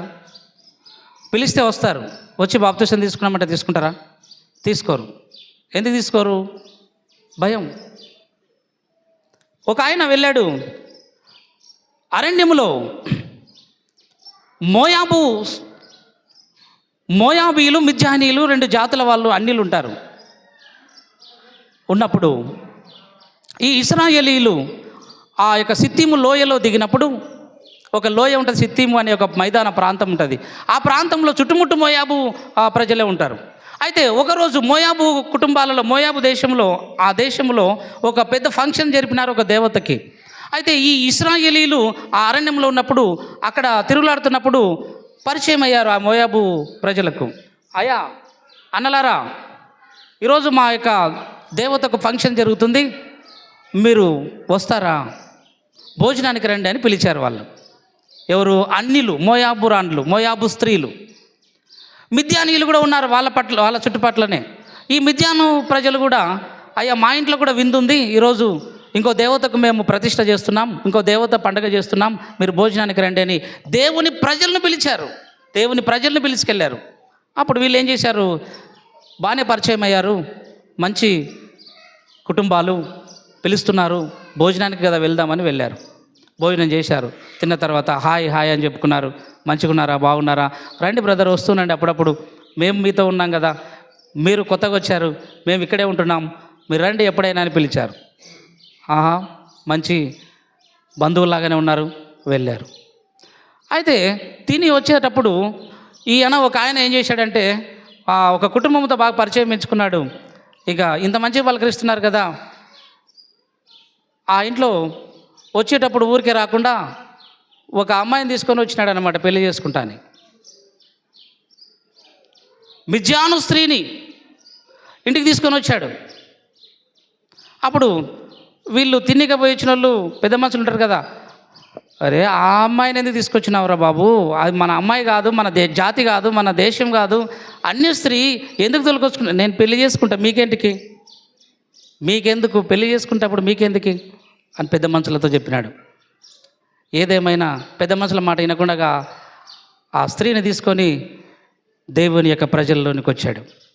ఎప్పుడైతే ఆ స్త్రీని ఇంట్లోకి తీసుకొని వచ్చాడో, ఎప్పుడైతే ఆ మిద్యాను స్త్రీని కడప దాటిచ్చి ఇంట్లోకి తీసుకొని వెళ్ళాడో, ఆ స్త్రీ కడప దాటంగానే దేవునికి కోపం వచ్చింది. దేవునికి కోపం వచ్చి వెంటనే ఆ యొక్క పాలెం వెలుపల నుంచి తెగులు ప్రారంభమైంది. అక్కడ నుంచి స్కూల్ దగ్గర నుంచి దావీదన్న ఇంటికి వచ్చే వరకల్లా 1000 మంది చచ్చిపోయినారు ఆ తెగులుకి. అక్కడ నుంచి కొంచెం డబ్బకాడికి వస్తే కల్లా 2000 మంది చచ్చిపోయినారు ఆ తెగులుకి. ఇంకా ఆయన ఇక్కడ వాళ్ళ ఇల్లు ఇక్కడ అంబేద్కర్ బొమ్మ లాంటి ఒక దగ్గరలో వాళ్ళ ఇల్లు ఉంది. ఆయన తీసుకెళ్ళి ఆ అమ్మాయిని తీసుకొచ్చి ఇంట్లో పెట్టుకున్నాడు, పెళ్లి చేసుకుందాం రేపు నిదానంగాని. అంతలోపే తెగులు, దేవుని వలన తెగులు పుట్టింది, చచ్చిపోతూ ఉన్నారు. 3000 మంది చచ్చిపోయారు, 4000 మంది చచ్చిపోయినారు, 10,000 మంది చచ్చిపోయినారు. ఈడు మాత్రం ఆ అమ్మాయిని వదిలిపెట్టడంలే. తెగులు పుట్టిందంట, మనుషులు చచ్చిపోతున్నారంట. ఈ అమ్మాయి, ఈ స్త్రీ, అన్య స్త్రీ పంపించేద్దాం, మన దేవునికి సహించడు, మన దేవుడు సహించడు, అన్య స్త్రీలతో సహవాసం చేయకూడదు, అన్యులతో మనం సాంగత్యం చేయకూడదు, ఈ అమ్మాయిని పంపించేయరా బాబు అంటే కూడా నేను పంపించను, నేను మాట ఇచ్చాను చేసుకుంటానని. అంతే కదా, నేను మాట ఇచ్చాను. ఎవరికి ఇచ్చాడంట? ఆ అమ్మాయికి మాట ఇచ్చాడంట. ఈ రోజుల్లో చాలామంది నేను మాట ఇచ్చాను, నేను కాదని చెప్పలేను. చాలామంది చూడండి, జాగ్రత్త. ఎటు వెళ్ళిపోతుంది సమాజం? ఎటు వెళ్ళిపోతున్నారు మన పిల్లలు? ఎటు వెళ్ళిపోతున్నారు నీ కుమార్తెలు, నీ కుమారులు, మన కుమారులు ఎటు వెళ్ళిపోతున్నారు? బాగా ఆలోచన చేయాలి. ఎక్కడో ఉన్నారు కదా, ఎక్కడో చదువుకుంటున్నారు కదా అని శ్రద్ధ లేకుండా మనం ఉండకూడదు, జాగ్రత్త కలిగి ఉండాలి. మొర్దెకై ప్రతినిత్యము ఆ అమ్మాయిని అబ్జర్వ్ చేస్తూ వస్తున్నాడంట. ఎవరిని? ఎస్తేరుని. రాజకోటలో ఉన్నప్పటికీ కూడా ఆ అమ్మాయిని ప్రతిరోజు కూడా అబ్జర్వ్ చేస్తూ వస్తున్నాడంట.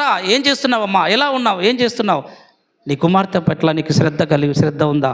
నీ కుమారుడు ఏం చేస్తున్నాడు, నీకు శ్రద్ధ ఉందా? లేకపోతే ఇగో వీడొచ్చాడు, ఏకంగా తీసుకొని వచ్చాడు, తల్లిదండ్రికి ఒక మాట చెప్పకుండా ఇంట్లో తీసుకొని పెట్టుకున్న తర్వాత తెగలు. ఎన్ని వేల మంది చచ్చిపోయారు? 10,000 మంది చచ్చిపోయారు. ఇది నేను చెప్పింది తక్కువ సంఖ్య, ఎక్కువ సంఖ్య మీ నోటి నుంచి చెప్పిస్తాం. రండి 25వ అధ్యాయం సంఖ్యాకాండ మీరే చెప్పుదురు, కానీ ఎక్కువ సంఖ్య మీరే చెప్పుదురు. ఎంత సంఖ్యను? 9వ వచనం చదవండి. 24,000 మంది ఆ తెగులు చేత చనిపోయిరి. ఎంతమంది చచ్చిపోయినారు? అబ్బా, 24,000 మంది అన్య స్త్రీల చేత చచ్చిపోయారు. అన్యుల ఆచారాలతో తెగులు, అన్యుల ఆచారాలతో తెగులు నీ ఇంటికి వస్తుంది, జాగ్రత్త. ఇంకో రాజు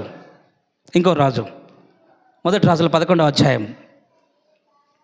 నేనేం రాజునయ్యాను, ధర్మశాస్త్రము ఏమని చెప్తుంది అంటే అన్య స్త్రీల జోలికి వెళ్ళకండి, అన్య స్త్రీలతో సహవాసం చేయకండి, అన్య స్త్రీలను పెళ్లి చేసుకోవద్దండి అని దేవుడు చెప్పినా కూడా ఈ రాజు ఏం చేశాడంటే, నేనే రాజుని కదా, నాకేం వర్తించవులే, నేను సార్ని కదా, నాకేం వర్తించవులే అనడానికి వీలు లేదు. నేను పెద్దని కదా, నాకేం వర్తించవడానికి వీలు లేదు. పెద్దకైనా దేవుని వాక్యమే, విశ్వాసకైనా దేవుని వాక్యమే, పూజారికైనా ఎవరికైనా దేవుని వాక్యం ఒకే ఒకటి చెప్తుంది, అందరూ దాన్ని పాటించాలి. ఈ రాజు గర్వించి ఏం చేశాడంటే 11వ అధ్యాయం 1వ వచనం చదవండి. మొదటి రాజుల గ్రంథం అందరూ తీయండి, ముగించుకుందాం. ఇది ముఖ్యమైనటువంటి అంశభాగం కాబట్టి మీతో నేను షేర్ చేసుకుంటున్నాను. 11వ అధ్యాయం 1 నుంచి. మోయాబీలలో, ఎదోమీయులు, అమ్మోనీయులు, సీదోనీయులు, హిత్తీయులు అను జనులు మీ హృదయములను తమ దేవతల తట్టు త్రిప్పుదురు గనుక వారితో సహవాసం చేయకూడదనియు వారిని మీతో సహవాసం చేయనీయకూడదనియు యెహోవా ఇశ్రాయేలీయులకు సెలవిచ్చి ఉన్నాడు. ఎక్కడ సెలవిచ్చి ఉన్నాడు అంటే మనం ఇందాక ద్వితీయోపదేశకాండం 7వ అధ్యాయం 1వ వచనంలో మనం చదువుకున్నాం. ఇశ్రాయేలీయులతో సెలవిచ్చాడు దేవుడు, అన్య స్త్రీలను పెళ్లి చేసుకోకూడదు.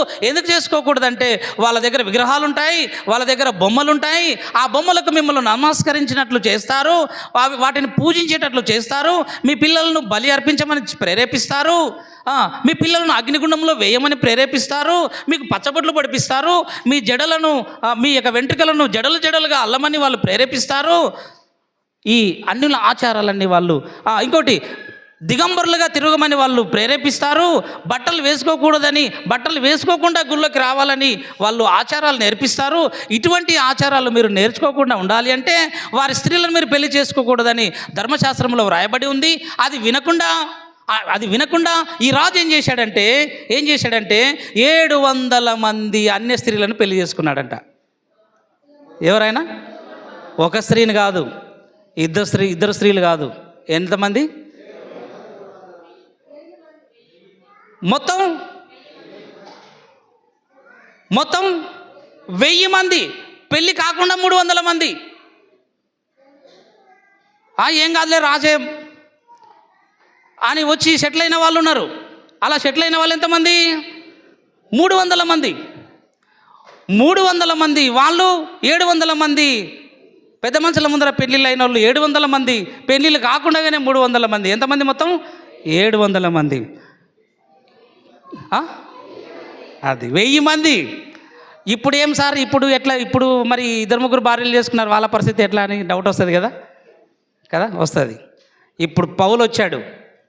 ఎజ్రా శాస్త్రి కన్నా గొప్ప ప్రవక్త, గొప్ప దైవజనుడు, ప్రపంచానికి ఒకడే సువార్త ప్రకటించిన గొప్ప భక్తుడు వచ్చాడు. అతడే పౌలు.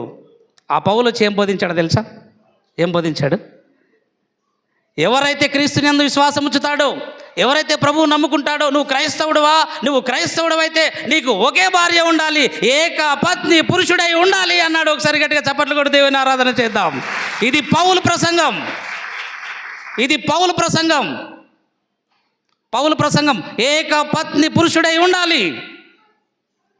లేదు సార్ 2 భార్యలు చేసుకున్నాను, లేదు సార్ 3. అవన్నీ ఇప్పుడు క్రొత్త నిబంధనలో పౌలు ఒప్పుకోవడం లేదు. ఇది పౌలు బోధ. ఆ రోజు ఇశ్రాయేలీయులు తప్పు చేశారు. ఎజ్రా వచ్చాడు. ఎవర్రా ఇక్కడ 2-3 పెళ్లి చేసుకునేది అన్న స్త్రీలని? వాడిని బయటికి తీసుకురండి. పంపిస్తావా? నువ్వు పంపిస్తావా? లేదు సార్, ఏదో ఇంకా అట్లా జరిగిపోయింది సార్ అన్నాడు ఒక ఆయన. కొంతమంది ఏదో సార్ అట్లా జరిగిపోయిందిలే సార్ అంటే, నీవు వాళ్ళని రిటర్న్ గో బ్యాక్ అన్న స్త్రీలు నినాదాన్ని తెచ్చాడు ఎజ్రా శాస్త్రి. ఇప్పుడు మన ఒకటి నినాదం వచ్చింది కదా, గో బ్యాక్ మార్వాడీస్ వినారా? అట్లా గో బ్యాక్ అన్న స్త్రీల అనే నినాదాన్ని తెచ్చింది ఎవరంటే ఎజ్రా శాస్త్రి, ఎజ్రా ప్రవక్త గారు. అందరినీ కూడా గో బ్యాక్. అన్య స్త్రీలు ఎవరైతే ఇశ్రాయేల్ దేశంలో కాపురానికి వచ్చారో, పెళ్ళిళ్ళు చేసుకొని వచ్చారో, అమలారా మీకు అందరికీ మంచిగా చెప్తున్నాను, మీ పిల్లల్ని సర్దుకొని అవసరమైతే పిల్లల్ని తీసుకొని వెళ్ళండి, లేదంటే మీ మూటములు సర్దుకొని మీ పుట్టింటికి వెళ్ళిపోండి. ఇప్పుడు కాదండి, ఇప్పుడు కాదు, అప్పుడు క్రీస్తు పూర్వం 457లో మీ పిల్లలను సర్దుకొని, మూటలు సర్దుకొని, అన్న స్త్రీలారా మీరందరూ వెళ్ళిపోండి, మీ దేశాలకు వెళ్ళిపోండి, ఎందుకంటే మా దేవుడు మిమ్మల్ని యాక్సెప్ట్ చేయడం లేదు, మీ ఆచారాలు మంచివి కాదు. ఎందుకంటే మిమ్మల్ని ఎందుకు వెళ్ళగొడుతున్నానంటే కారణం చెప్తున్నాను. ఇలా ఒక రాజు ఉండనిచ్చాడు, ఉండనిచ్చి రాజ్యాన్ని పోగొట్టుకున్నాడు. అమ్మ మీ వల్ల, తల్లులారా మీ వల్ల. ఒక రాజు మీ పుణ్యమా అని తన రాజ్యాన్ని కోల్పోయాడు. యా రాజు? సొలొమోను మహారాజు 700 మందిని ఉండనిచ్చాడు, 1000 మందిని ఉండనిచ్చాడు. రోజుకోగ భార్య, రోజు గుడికి మొక్కిచ్చింది, రోజొక దేవతకు మొక్కిచ్చింది. షెడ్యూల్ ఖాళీ లేదు. రేపు దాగోను గుడికి, రేపెక్కడ అమ్మోను గుడికి, ఎల్లుండి ఎక్కడ ఎల్లమ్మ గుడికి, అవతల ఎల్లుండి ఎక్కడ మోయాబు రాజు కూతురు తన గుడిలో విందు జరుగుతుందా మిమ్మల్ని ఆహ్వానిస్తుంది. ఇలా ప్రతిరోజు 1000 మంది భార్యలుంటే 1000 గుళ్ళకి తిరిగాడు సొలొమోను మహారాజు. 1000 మంది భార్యలుంటే అన్య స్త్రీలు, వీళ్ళంతా అన్య స్త్రీలే. ఈ 1000 మంది ఏం పెడితే తిన్నాడు, ఎక్కడ మొక్కమంటే అక్కడ మొక్కాడు, ఎక్కడ కొట్టమంటే అక్కడ కొట్టాడు. ఏంటిది? ఇలాంటి పరిస్థితి ఒక రాజుకు వచ్చింది కనుక మీలో అలాంటి స్త్రీలు ఉంటారు. కాబట్టి గో బ్యాక్ అన్న స్త్రీలారా అని నినాదాన్ని పుట్టించి అందరినీ కూడా వెళ్ళగొడుతున్నాడు. రండి, అది చదువుకొని ముగిస్తాను. కొంచెం 5 నిమిషాలు ఆలస్యమైంది, మీరు మన్నించాలి. ఇదొక్క రోజు మనము ముగించుకుందాం.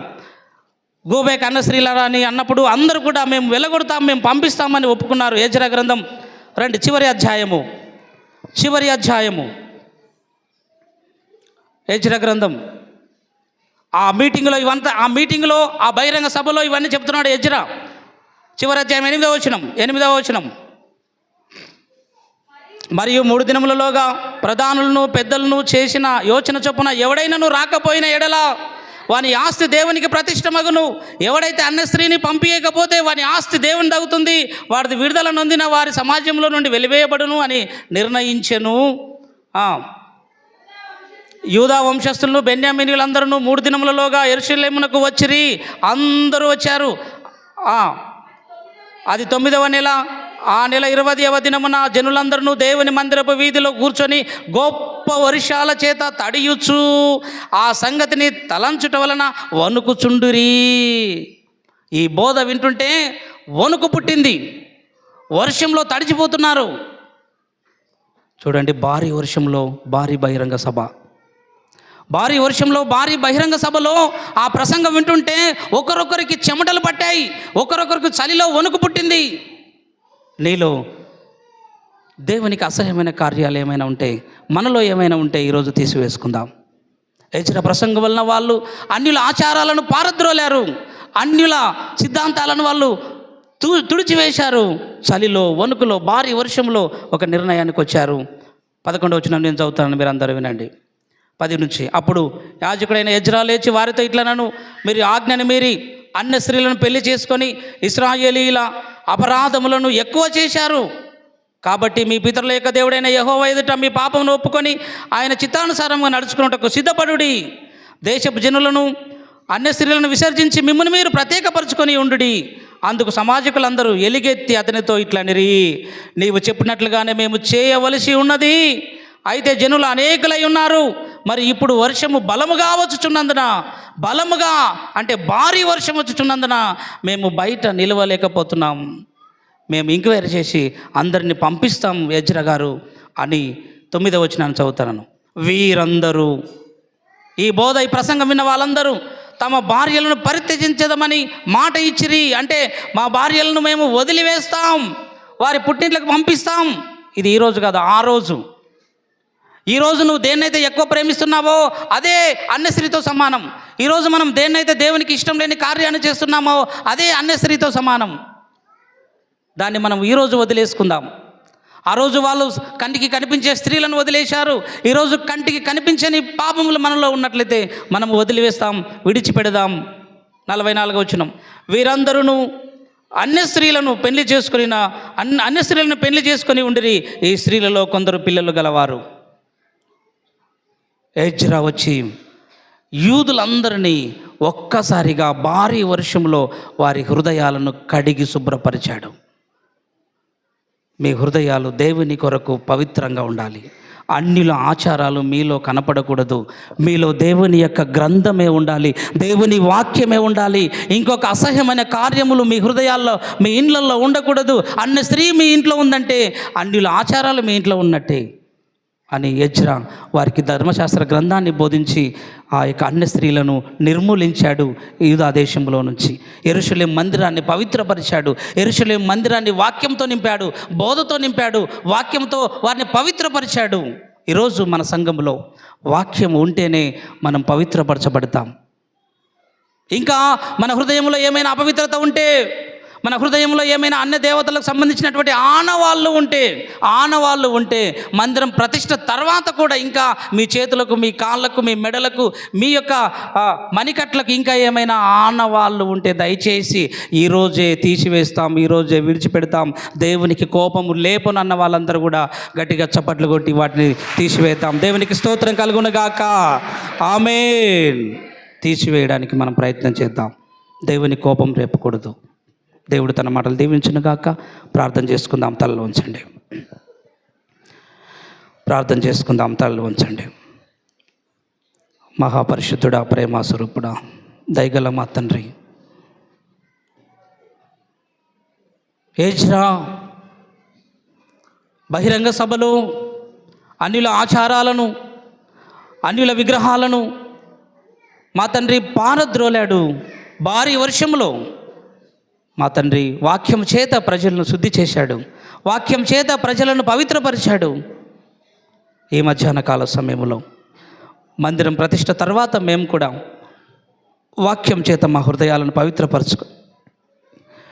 మా హృదయాలను మమ్మల్ని మేము వాక్యం చేత శుద్ధి చేసుకొని మాలో మీకు అసహ్యమైన కార్యం ఏదైనా ఉంటే తీసివేసుకున్నట్లు కృప చూపించమని కోరుకుంటూ విన్న వాక్యం మా అందరి హృదయాల్లో భద్రపరచమని ఫలింపజేయమని కోరుకుంటూ యేసయ్య పరిశుద్ధ నామములో ప్రార్థించి అడిగి వేడుకొనుచున్నాను మా తండ్రి.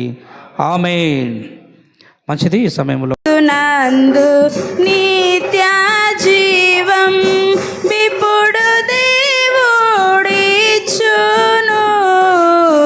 యేసునందు నిత్య జీవం తీసుకొనుము దాని వేగము దివ్యవరముగా నామికన్ ధరణిలో ధనములెల్లా ధరణి పాలైపోవును. ధరణిలోని ధనములెల్లా విడువు నీదు పాపములను తడువు చేయబోకుమి. విడువు నీదు పాపములను విడువకున్నా నీకు గల్గు వేదనాధికంబు పో. ధరణిలోని ధనములెల్లా ధరణి పాలైపోవును. ధరణిలోని ధనములెల్లా పరుల మాటల బట్టి నీవు పడకుము సమందునా. పరుల మాటల బట్టి నీవు నరుల కొరకు జీవమిచ్చిన పరమదాముని నామోమి. ధరణిలోని ధనములెల్లా ధరణి పాలైపోవును.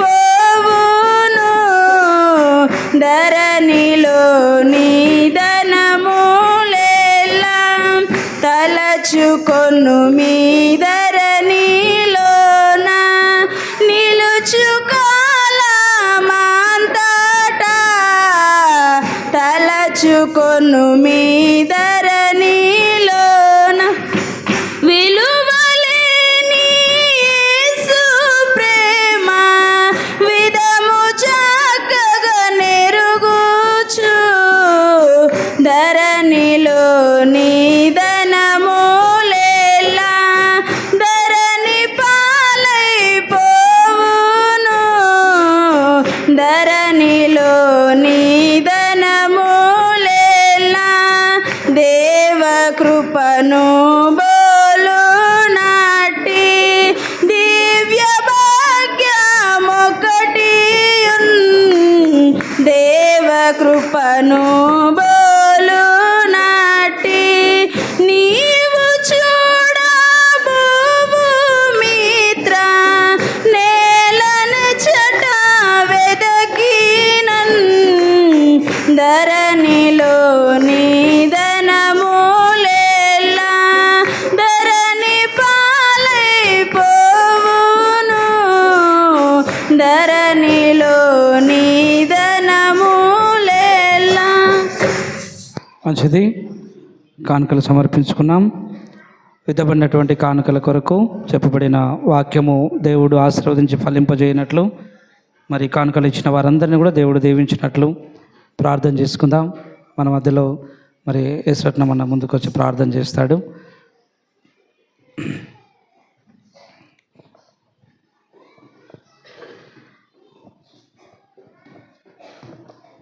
అందరు కళ్ళు ఉంచుకున్నట్టు ప్రేమ కృప కనికరంగల తండ్రి, నీ పరిశుద్ధ పాదాల కొందనాలు స్తోత్రాలు తండ్రి. అవును తండ్రి, మా గడిచిన దినం నుండి నేటి పరిశుద్ధ దినం వరకు నువ్వు కాచి కాపాడి దీవించి ఆశీర్వించిన విధానం బట్టి నీకు వందనాలు తండ్రి. అవును తండ్రి, మా ఈ మధ్యాహ్న కాల సమయంలో తండ్రి ఎంతో చక్కటి వర్తమానం అందించినాడు తండ్రి.